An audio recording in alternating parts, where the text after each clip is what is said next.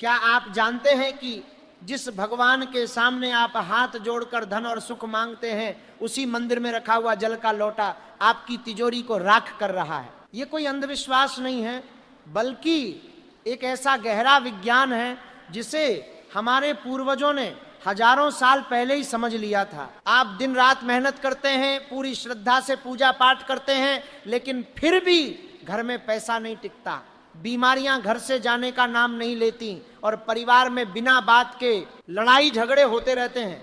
क्या आपने कभी सोचा है कि ऐसा क्यों होता है?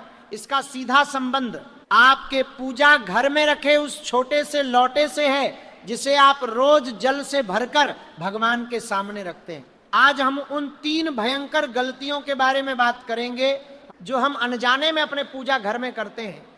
इनमें से तीसरी गलती तो इतनी खतरनाक है कि वह रातों रात किसी भी करोड़पति को सड़क पर ला सकती है। मैं आपसे निवेदन करता हूं कि आज इस वीडियो को बीच में छोड़ने की गलती बिल्कुल मत करना, क्योंकि जो ज्ञान आज आपको मिलने वाला है वह शायद आपके जीवन की सबसे बड़ी खोज साबित होगा। जल केवल प्यास बुझाने का साधन नहीं है, बल्कि ब्रह्मांड की सबसे संवेदनशील ऊर्जा का केंद्र है। विज्ञान भी अब इस बात को मानने लगा है कि जल में स्मरण शक्ति होती है। आप जल के सामने जो भी बोलते हैं, जो भी सोचते हैं, जल उन तरंगों को अपने अंदर कैद कर लेता है। जब आप पूजा घर में लोटा रखते हैं तो वह एक साधारण बर्तन नहीं रहता, बल्कि वह आपके घर का सबसे बड़ा एनर्जी एंटीना बन जाता है। प्राचीन काल की बात है, अवंती नगर में एक बहुत ही धनवान व्यापारी रहता था। उसका व्यापार दूर दूर तक फैला हुआ था। उसके पास धन दौलत मान सम्मान किसी चीज की कोई कमी नहीं थी। वह व्यापारी भगवान का बहुत बड़ा भक्त था। उसके घर में एक भव्य पूजा घर था। वह रोज सुबह उठकर स्नान करता और पूरी श्रद्धा से भगवान की पूजा करता था। लेकिन फिर अचानक उसके जीवन में एक ऐसा तूफान आया जिसने सब कुछ तहस नहस कर दिया। उसका व्यापार अचानक से गिरने लगा। जो लोग उससे पैसा उधार लेकर गए थे वो मुकर गए। घर में बीमारियों ने डेरा डाल लिया। देखते ही देखते वो व्यापारी कंगाली की कगार पर आ खड़ा हुआ। उसे समझ नहीं आ रहा था कि आखिर उससे ऐसी कौन सी भूल हो गई है कि भगवान उससे इतने रुष्ट हो गए। फिर एक दिन उसके नगर में एक सिद्ध संत पधारे। व्यापारी रोता हुआ उन संत के पास गया और उनके चरणों में गिर पड़ा। संत ने ध्यान लगाया और कुछ ही पलों में मुस्कुराकर बोले कि तुम्हारे दुखों का कारण तुम्हारे घर के बाहर नहीं, बल्कि तुम्हारे घर के भीतर है। तुम्हारे उस पूजा घर में है जहां तुम रोज माथा टेकते हो। व्यापारी हैरान रह गया। संत ने उसे बताया कि तुम अनजाने में अपने पूजा घर में जल के लोटे को लेकर कुछ ऐसी गलतियां कर रहे हो जो साक्षात अलक्ष्मी को निमंत्रण दे रही हैं। संत ने उस व्यापारी को जो पहली गलती बताई वह आज हमारे घरों में बहुत आम हो चुकी है।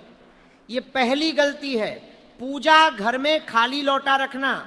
बहुत से लोग पूजा करने के बाद लोटे का जल भगवान को अर्पण कर देते हैं या सूर्य देव को चढ़ा देते हैं और फिर उस खाली लोटे को वापस वहीं पूजा घर में लाकर रख देते हैं। ये एक बहुत बड़ा वास्तु दोष है। जल को वरुण देव का प्रतीक माना जाता है और जब हम पूजा घर में जल से भरा लोटा रखते हैं तो वह वहां की सकारात्मक ऊर्जा को अपने अंदर सोख लेता है। लेकिन जब आप उस लोटे को खाली करके वापस भगवान के सामने रख देते हैं तो वह खालीपन, वह रिक्तता आपके जीवन में भी आने लगती है। खाली लौटा दरिद्रता का सूचक है। यह इस बात का संकेत है कि आपके जीवन से रस और धन दोनों समाप्त हो रहे हैं। ब्रह्मांड का एक नियम है कि खाली जगह हमेशा किसी न किसी चीज से भर जाती है। जब आप भगवान के सामने खाली लौटा रखते हैं तो वहां की जो भी नकारात्मक ऊर्जा होती है वह उस लोटे में समाने लगती है और फिर वही नकारात्मक ऊर्जा आपके पूरे घर में फैल जाती है। इसलिए कभी भी पूजा घर में खाली लोटा नहीं छोड़ना चाहिए।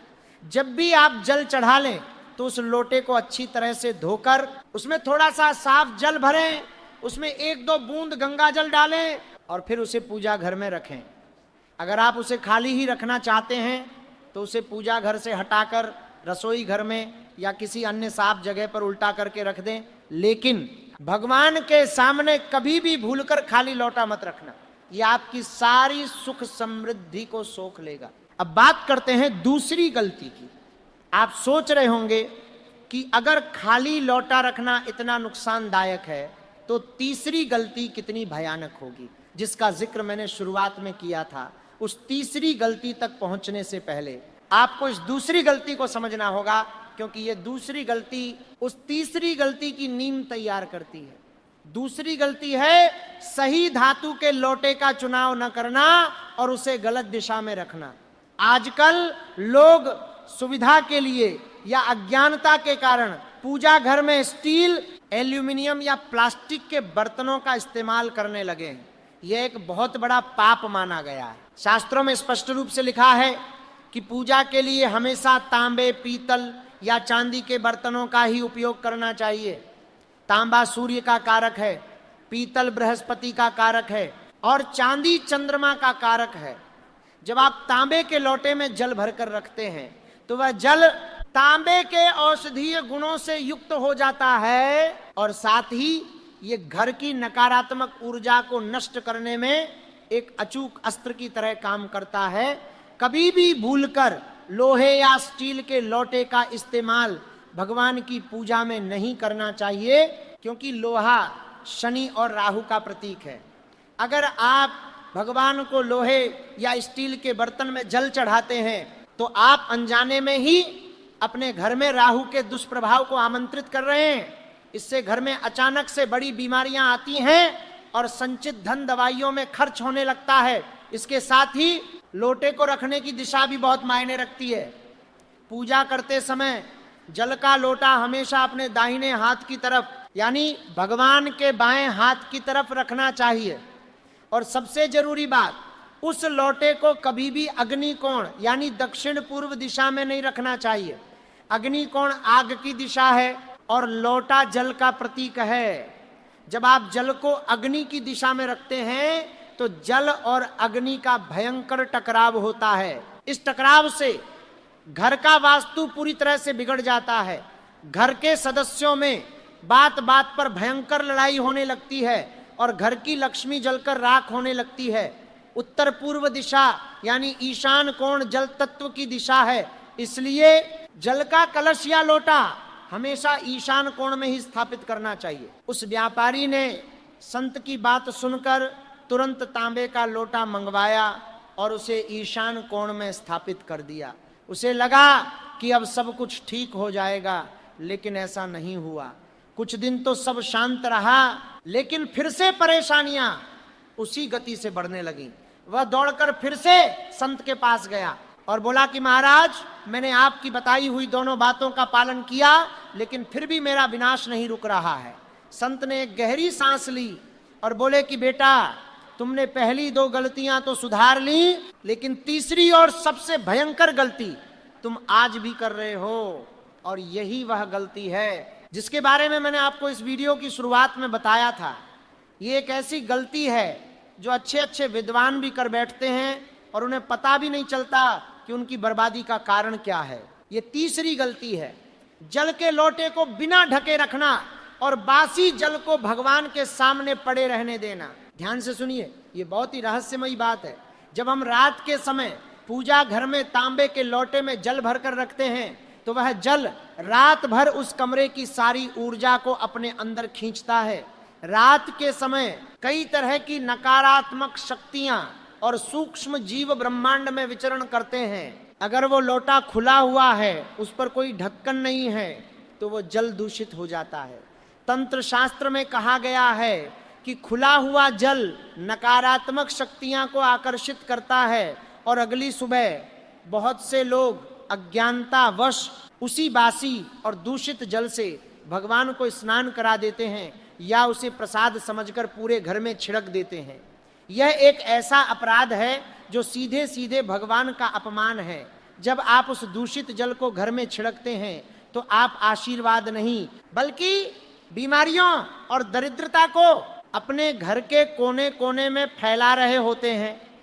संत ने व्यापारी को कड़े शब्दों में कहा कि भगवान के सामने रखा हुआ जल कभी भी खुला नहीं होना चाहिए।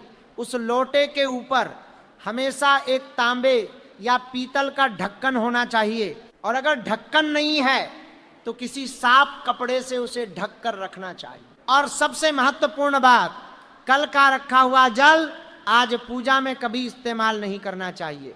उस रात भर रखे हुए जल को सुबह उठकर सबसे पहले किसी पौधे में डाल देना चाहिए, विशेषकर किसी फलदार पेड़ या पीपल के पेड़ की जड़ में। लेकिन ध्यान रहे कि रविवार के दिन तुलसी में वह जल न डालें। उस पुराने जल को खाली करके लोटे को अच्छी तरह से मांझ कर उसमें ताजा जल भरकर ही नई पूजा शुरू करनी चाहिए। जो इंसान भगवान को बासी जल अर्पण करता है उसके घर से माता लक्ष्मी हमेशा के लिए रूठ कर चली जाती हैं। उसकी तिजोरी में रखा हुआ सोना भी धीरे धीरे मिट्टी में बदल जाता है। यह सुनकर वह व्यापारी फूट फूट कर रोने लगा। उसे अपनी उस भारी भूल का एहसास हो गया था। उसने उसी दिन से संत के बताए हुए नियमों का कठोरता से पालन करना शुरू कर दिया। उसने एक सुंदर सा तांबे का लोटा लिया, उसे रोज सुबह अपने हाथों से मांझ कर चमकाया, उसमें ताजा जल, गंगा जल और एक फूल डालकर उसे ईशान कोण में स्थापित किया और उसे हमेशा ढक कर रखा। धीरे धीरे उसके घर का वातावरण बदलने लगा। जो बीमारियां घर में जड़ जमा चुकी थीं वो धीरे धीरे खत्म होने लगी। उसका डूबा हुआ व्यापार फिर से खड़ा होने लगा।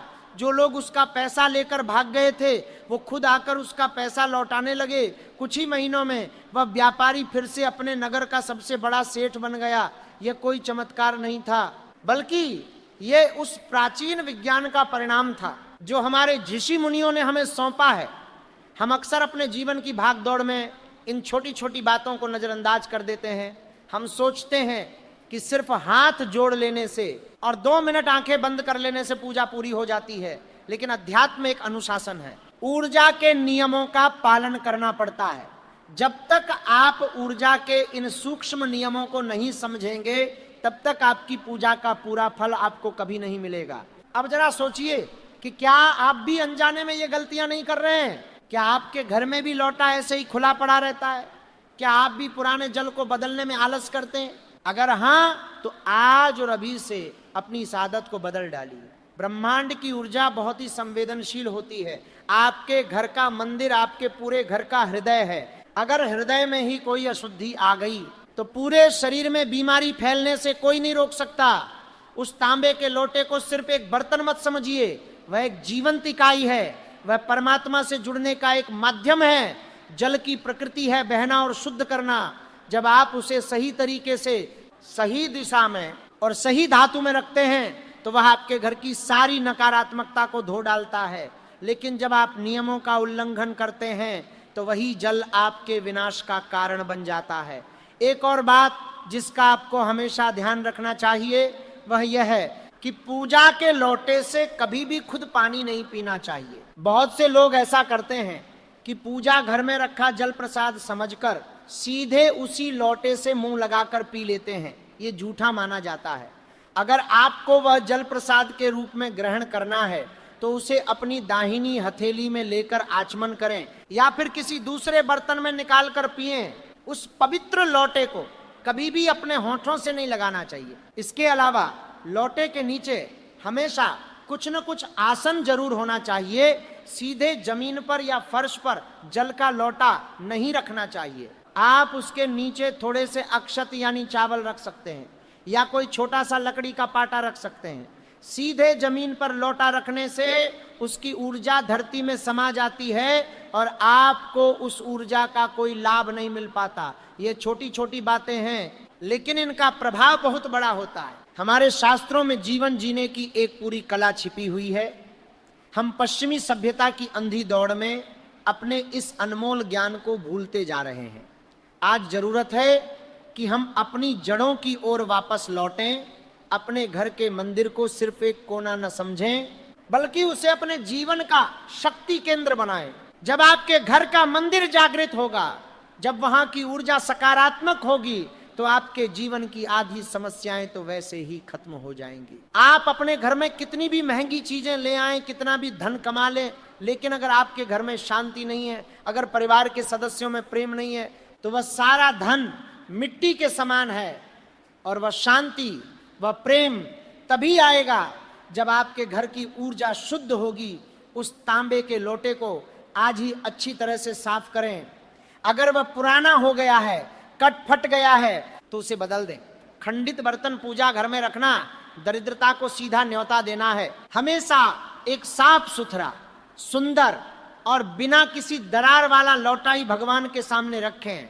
उसमें जो जल आप भरते हैं वह भी साफ और शुद्ध होना चाहिए।